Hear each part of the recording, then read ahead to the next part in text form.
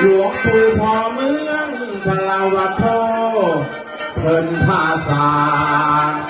พระมหาเจดีย์น้อองค์ใหญ่ความสูง138 เมตรวัดใดเรื่องกระเดื่องแดนตั้งอยู่ในเขตแขวงน้ำบานซื้อดงเมืองขึ้นตำบลลำพางเมืองกาฬสินธุ์ให้พากันมาไหว้มาสมที่สมสาบุญพลา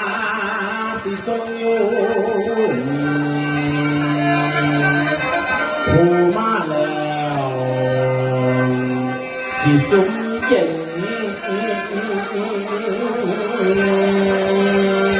โอ้ยโอ้ยน้อโอ้ยละนา